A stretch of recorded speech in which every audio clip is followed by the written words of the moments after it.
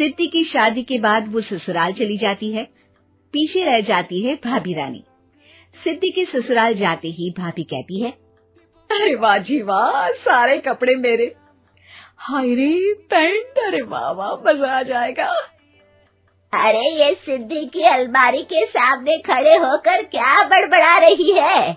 जाकर देख मेहमानों को विदाई की मिठाई मिली कि नहीं। अब हाँ माँ जी, क्यों नहीं, लेकिन पहले कपड़े तो बदल लूं।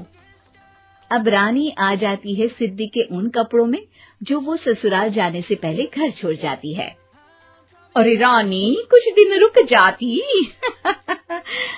अरे ये तो सिद्धि बिटिया को मैंने ही दिया था, बड़ा ही फबता था उस पर, तुझ पर तो कुछ खास नहीं लग रहा।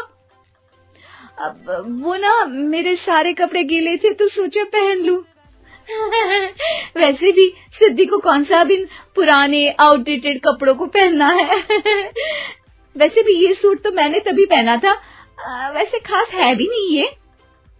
हाँ ठीक है, लेकिन ना मेरी सिद्धि पर तो जमता था। सारे मेहमान चले जाते हैं और सिद्धि ससुराल से मायके पहली बार आती है।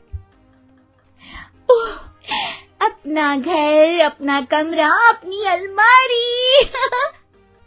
ये बोलकर जैसे ही सिद्धि अलमारी खोलती है तो सामने उसके कपड़ों की जगह कुछ और ही रखा होता है। माँ, ओ माँ, जरा कमरे में तो आना। सास और रानी वहां पहुंच जाते हैं। रानी ने पहनी होती है सिद्धि की जींस और टी शर्ट। अरे भाभी, ये क्या? ये तो मेरी बड़ी ही महंगी टी शर्ट है, इसे आपने घर में क्यों पहनी है? अरे बहुत मिलती है दीदी ये चौक की मार्केट में, 150 में। ओ भाभी प्लीज, ये एरोपोस्टल है, 2000 की एक टी शर्ट। ओहो, 2000 में तो दीदी 4 साड़ी आ जाए। अब क्या बोलूं? भाभी, ये मेरी अलमारी में छोटू के कपड़े, तो मेरे कपड़े कहाँ हैं? मेरी अलमारी में? अब दीदी आपको कौन से पुराने कपड़े पहनने थे? माना भाभी, लेकिन मैं जब घर आती तो यही सब पहनती ना। अरे तुम तो बड़ी कंजूस हो दीदी। खैर, वक्त आता है जब सिद्धि ससुराल के लिए रवाना हो रही होती है। अरे रानी, अंदर से सिद्धि का गिफ्ट ले आ, लड़की पहली बार ससुराल से मायके आई है। रानी अंदर जाती है और एक सिंपल सी साड़ी लेकर बाहर आ जाती है। ये लीजिए माँ जी। सास बेटी को गिफ्ट देकर ससुराल भेजती है। अगले दिन रानी एक सुंदर सी साड़ी पहनकर सामने आती है। अरे रानी, ये तो वो साड़ी है जो मैंने सिद्धि को देने के लिए दी थी जब वो ससुराल ले जाती, लेकिन ये तूने कैसे पहन ली? अरे माँ जी, ये साड़ी तो मुझे बहुत पहले से ही पसंद थी, लेकिन चिंता ना करिए, मैंने सिद्धि के लिए भी अच्छी सी साड़ी दी है। हाँ। तभी सिद्धि का फोन आता है। क्या माँ, कुछ अच्छा तो दिया होता ससुराल ले जाने के लिए। अरे पहले दिखा दिया होता। ये चमकते हुए पैकेट में नौकरानी वाली साड़ी मत दिया करो माँ। अरे बेटे, वो तेरी भाभी ने ना गलती से उससे पैकेट बदल गया। हाँ, मैं कल ही तेरे भाई के हाथ से तेरा वाला पैकेट भेज दूंगी। अरे रहने दो माँ, आई एम श्योर भाभी ने अभी वही साड़ी पहनी होगी जो तुमने मेरे लिए रखी थी। तुम तो समझ नहीं पाई उनको। खैर छोड़ो, मैं ज्यादा बोलती अच्छी नहीं लगती, रहने दो, आपको उन्हीं के साथ रहना है, फिर बात करेंगे।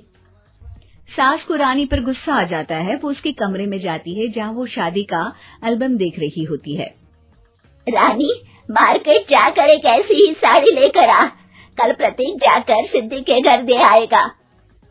अरे क्यों माँ जी, कितनी साड़ी देनी है दीदी को? यहाँ कोई सेल लगी है क्या? अरे चुप कर, मेरे बेटी के हिस्से की साड़ी खुद पहन ली, अब ज्यादा ज्ञान बांट रही है। एक दिन सिद्धि का फोन आता है। माँ, मेरी सास ने आप सबको खाने पर बुलाया है। सारे लोग सिद्धि के ससुराल पहुँचते हैं। खाना खाकर वो लोग निकल रहे होते हैं कि सिद्धि की सास सभी को गिफ्ट देती है। अरे बहन जी, बेटी के घर का खाना खा लिया, यही बहुत है जो आप ऊपर से गिफ्ट भी दे रही है। अरे बहन जी, आप भी कहाँ इन बातों पर विश्वास कर रही हैं। सास सभी को गिफ्ट देती है, लेकिन रानी को जो साड़ी देती है वो अजीब सी हरे रंग की लाल रंग के बड़ी छाप वाली होती है। अरे छी, ये कौन पहनेगा? सासू माँ को तो जरी वाली इतनी सुंदर, और मेरे लिए ये नौकरानी वाली। अरे भाभी, दरअसल मैं जब भी घर आती थी आप वापसी में ऐसी ही साड़ी देती थी ना, तो माँ ने सोचा कि आपको आपकी पसंद की ही साड़ी क्यों ना दी जाए। बेचारी रानी, बोलती भी तो क्या। सिद्धि और सास रानी का चेहरा देखकर हंसने लगती है, तो रानी समझ जाती है कि अपने ही बिछाए जाल में वो फंस चुकी है।